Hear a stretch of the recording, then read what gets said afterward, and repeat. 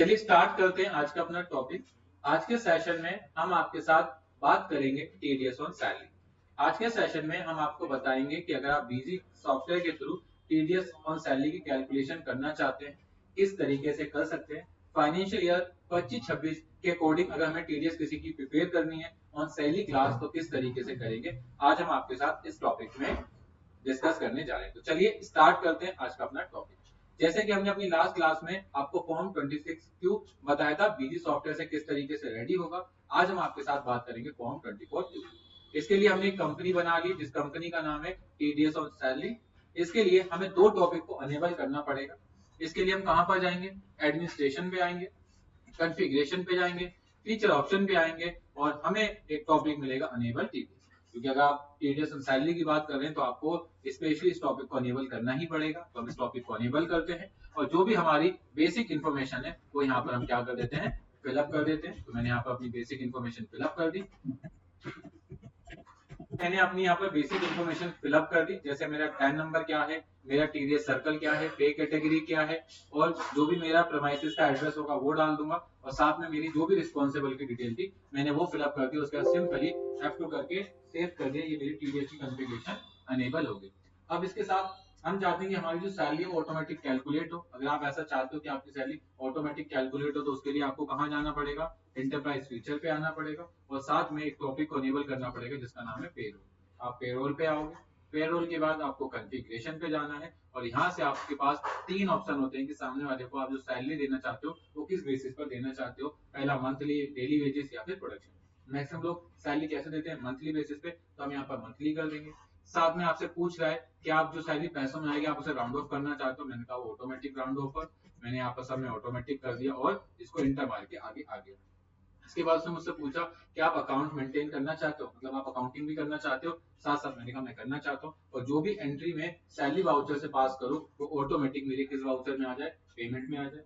इसके बाद उसने मुझसे पूछा कि आप सैलरी को क्या करना चाहते हो, तो मैंने कहा, उसके बाद उसने मुझसे पूछा कि आप किस अकाउंट को डेबिट करना चाहते हो, तो मैंने कहा मैं सैलरी अकाउंट को डेबिट करना चाहता हूँ। तो यहाँ से मैंने सैलरी अकाउंट ले लिया। उसके बाद उसने मुझसे पूछा अगर पार्टी को कैश में पेमेंट देनी हो तो किससे दोगे, तो मैंने कहा कैश अकाउंट से।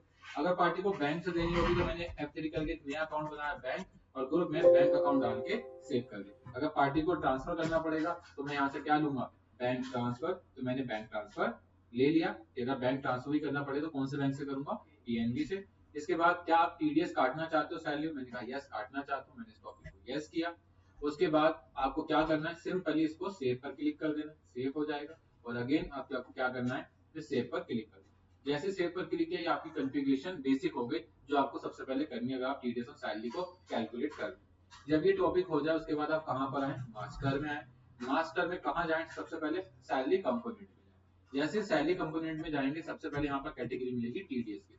सर इसकी क्या जरूरत पड़ती है, इस कैटेगरी को हमें डिफाइन करना पड़ता है कि आपका जो टैक्स रेट कैलकुलेट होगा वो किसके बेसिस पर होगा। क्योंकि हर साल क्या होता रहता है, रेट चेंज होता रहता है। जैसे इस साल आपको पता है फाइनेंशियल ईयर 25-26 में गवर्नमेंट ने आपकी 12 लाख तक की इनकम को क्या कर दिया है, टैक्स फ्री कर दिया। लेकिन आपको क्या करनी पड़ेगी, कैलकुलेशन करनी पड़ेगी कि किस स्लैब में कितना टैक्स लगता है। तो इसके लिए यहाँ पर सरकार ने क्या दे रखा है, चार्ट दे रखा है। तो इसके लिए यहाँ पर बीजी ने हमें क्या दे रखा है, एक चार्ट दे रखा है, आपको इसी के हिसाब से इसको फिलअप करना है। तो मैं फिलअप कर देता हूँ। 0 से 4 लाख की इनकम पे कोई टैक्स नहीं है तो 0 कर दिया। इसके बाद 4 लाख 1 रुपए से लेकर 8 लाख की इनकम पे कितना है, 5%, तो मैंने 5 डाल दिया। 8 लाख 1 रुपए से लेकर 12 लाख रुपए तक की इनकम पे 10 है तो वो डाल दिया। 12 लाख 1 रुपए से लेकर कितना 16 लाख तक की इनकम पे 15% है। 16 लाख 1 रुपए से लेकर 20 लाख तक की इनकम पे 20% है। और आपकी यहाँ पर 20 लाख है तो मैं यहाँ पर 20 लाख डाल दूंगा, तो मैंने यहाँ पर 20 लाख डाल दिया। और उसके बाद मैं क्या करूंगा, अगर मेरी इनकम 20 लाख से 24 लाख है तो मैंने वो डाला और इस पर कितने परसेंट टैक्स लगेगा, 25%, तो मैंने यहाँ 25 डाल दिया। और अगर आपकी सैलरी 24 लाख से अबव है तो क्या लगेगा, आप पे 30% टैक्स लगेगा। लेकिन याद रखना कोई भी स्लैब दूसरे से मैच नहीं होना चाहिए। तो यहाँ पर 0 की जगह क्या डाल दीजिए, 1 डाल दिया मैंने, ताकि 20 लाख 1 रुपए से लेकर 24 लाख तक की सैलरी पर 25% है और 24 लाख 1 रुपए से लेकर कितना, आपका जितना भी ऊपर होगा उस पर आपका 30% लगेगा। और अब आपको क्या करना है, अगर आप मेल हो तो भी सेम कॉन्सेप्ट है और अगर आप फीमेल हो तब भी आपका कॉन्सेप्ट क्या रहेगा, सेम रहेगा कि जेंडर वाइज नहीं है। और उसके बाद आपको सिंपली सेव पर क्लिक करना है। सेव करने के बाद नीचे आएंगे, हमने जैसे सेव बटन पे क्लिक किया उसने पूछा amount can not be zero, amount zero नहीं हो सकता है। तो यहाँ पर हमें क्या करना पड़ेगा, कुछ फिगर डालनी पड़ेगी। तो मैं यहाँ पर 50 लाख तक की इनकम डाल देता हूँ, वहां तक होगी तो 30% कैलकुलेट करेगा। तो ये मेरा फिलअप हो गया।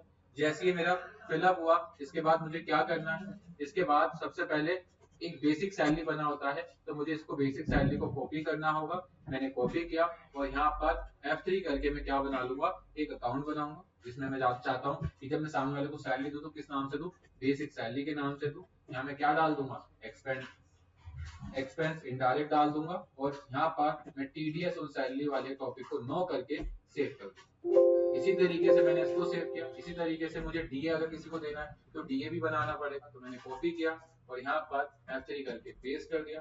ग्रुप में क्या लिया, एक्सपेंस इनडायरेक्ट और सिंपल सेव कर दिया। इसी तरीके से आपका एचआरए है, तो मैंने एचआरए को कॉपी किया, यहाँ पर F3 किया और कंट्रोल V करके पेस्ट किया और एक्सपेंस इनडायरेक्ट लेकर इस टॉपिक को सेव कर दिया। ये हो गया। और साथ में अगर आप टीए देना चाहते हो, ट्रांसपोर्ट अलाउंसेस, तो वो डाल देंगे और F3 करके क्या कर देंगे, यहाँ पेस्ट कर देंगे। ग्रुप में क्या लूंगा मैं, एक्सपेंस इनडायरेक्ट, इस टॉपिक को नो करूंगा और F2 करके सेव। ये सारा टॉपिक मेरा हो गया। जब सारा काम बन जाएगा, अब आपको यहाँ एम्प्लॉय बनाना है, तो आपको एम्प्लॉय पे आना है। तो मैंने यहाँ से एम्प्लॉय बना लिया। तो जो भी आपका एम्प्लॉय का नाम है आपको वो डालना है। क्या नाम है, मैंने कहा विवेक शर्मा है, तो मैं विवेक शर्मा डाल दूंगा। उनका कोई कोड होगा तो वो डाल देना है। वो किस ग्रुप से है वो ग्रुप बना लेना। आपका उनकी डेजिग्नेशन क्या है तो वो डाल दोगे यहाँ पर। उनके father name, spouse name, spouse name का मतलब होता है अगर हस्बैंड है तो वाइफ, वाइफ है तो हस्बैंड। उसके बाद उनकी डेट ऑफ बर्थ क्या है, जो उनकी डेट ऑफ बर्थ है वो डाल दोगे। उनका जेंडर डाल दोगे। डेट ऑफ वर्किंग, कब से उन्होंने काम स्टार्ट किया वो डालोगे और इंटर मार के आ गया। आप पूछ रहे हैं कि अगर पार्टी को बैंक से पैसा देना है तो यहाँ पर चेक ले लेना, अगर चेक से पैसा देना है। अगर उसको बैंक ट्रांसफर करना है तो बैंक ट्रांसफर लेना, और कौन से बैंक अकाउंट से करना है, पीएनबी, तो पीएनबी डाल देना। उसके बाद पूछ रहा है कि आप उसे सैलरी कब देना चाहते हो या कब से स्टार्ट करना चाहते हो। मैंने कहा 1 अप्रैल से। क्या दोगे बेसिक सैलरी, मैंने कहा मैं उनको जो बेसिक सैलरी दूंगा वो 1,24,000 रुपए दूंगा। तो मैंने यहाँ पर 1,24,000 रुपए डाल दिया। साथ में उनको मैं डीए दूंगा सैलरी का 5%, मैं साथ में एचआरए दूंगा सैलरी का 5%, मैं टीए भी दूंगा सैलरी का 5%, और साथ में मैं उनका टीडीएस भी काटूंगा।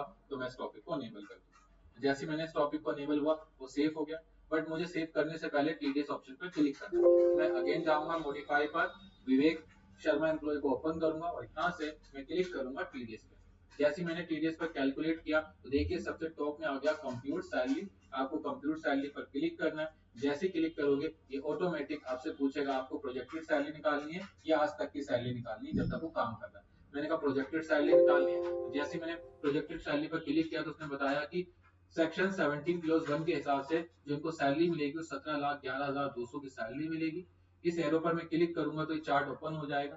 इसमें आपको जो स्टैंडर्ड डिडक्शन मिलेगी वो 50,000 रुपए मिलेगी। लेकिन आप सभी को पता है अब स्टैंडर्ड डिडक्शन 50,000 नहीं रही है, 75,000 हो गई है। तो मैं 75,000 कर दूंगा। और इसके बाद आपको नीचे आना है। तो यहाँ पर आपको अगर कोई और बेनिफिट मिल रहा है या कोई और डिडक्शन मिल रही है तो यहाँ पर आप वो टाइप कर दें।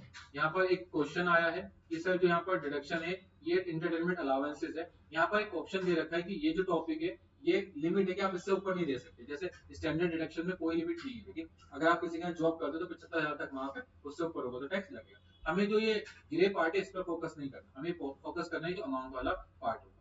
अब आप इस पर क्लिक करिए। जैसे क्लिक किया तो इसने बताया कि जो आपको बेसिक सैलरी मिली थी वो 17,11,200 मिली थी।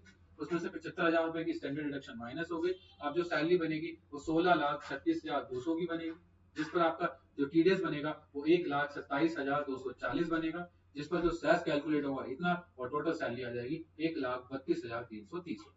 अब आपसे पूछ रहा है कि आप कितने महीने उसके बचे हैं जॉब के। अगर आप कहते हो 10 मंथ तो 10 डाल दोगे, और अगर आप कहते हो 12 मंथ अभी पूरे बचे तो आप 12 मंथ डाल दोगे।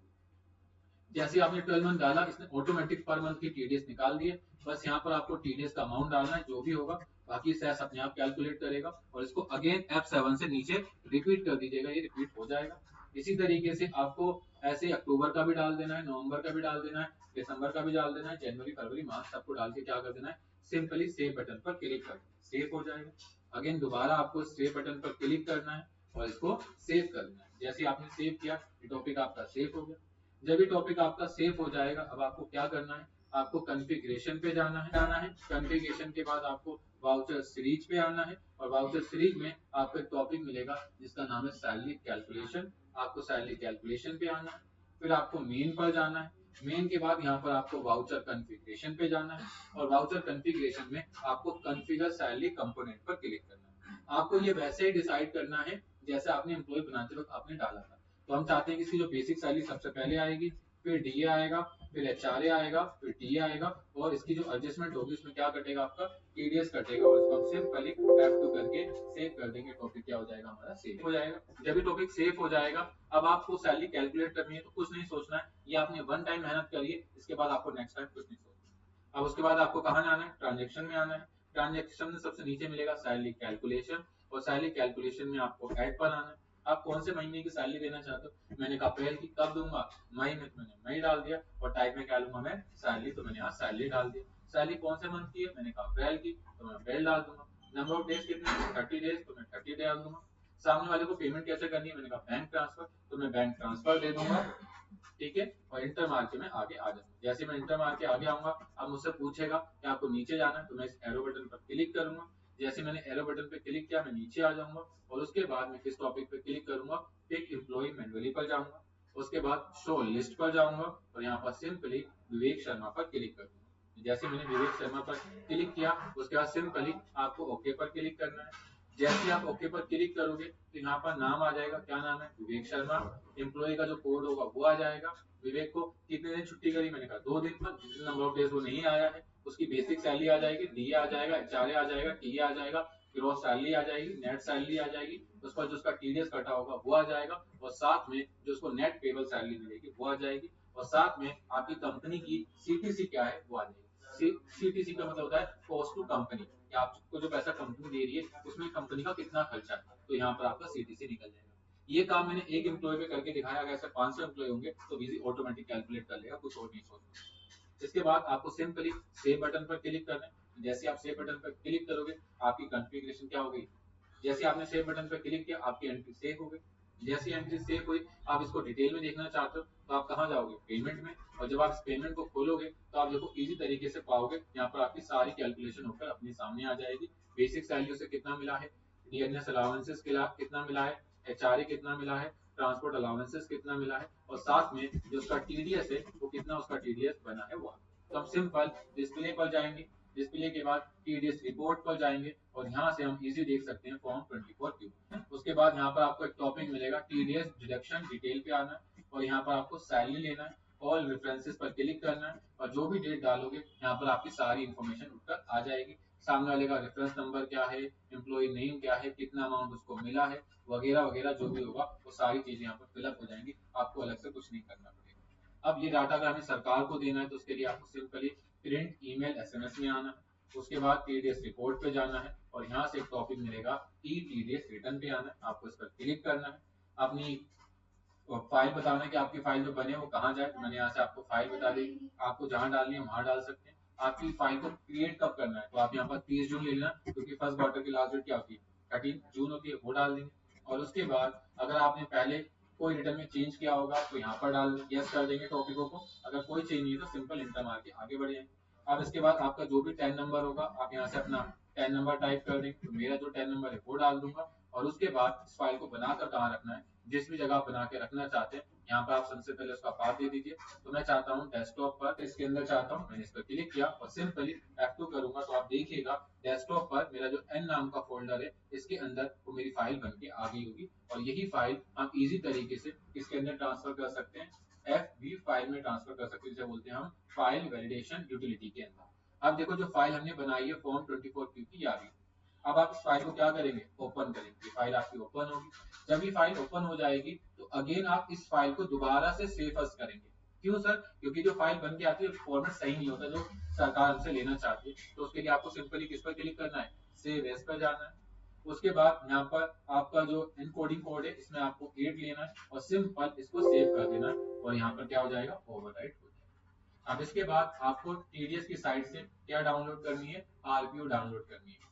आरपीओ का प्रोसेस वही रहेगा जो हमने आपको लास्ट क्लास में बताया था, बाकी का कॉन्सेप्ट वैसे ही फॉलो कर सकते हैं जैसा आपको सिखाया। फिलहाल अभी हम जो बात कर रहे थे इसमें हम बात कर रहे हैं टीडीएस और सैलरी। तो आज के लिए बस इतना।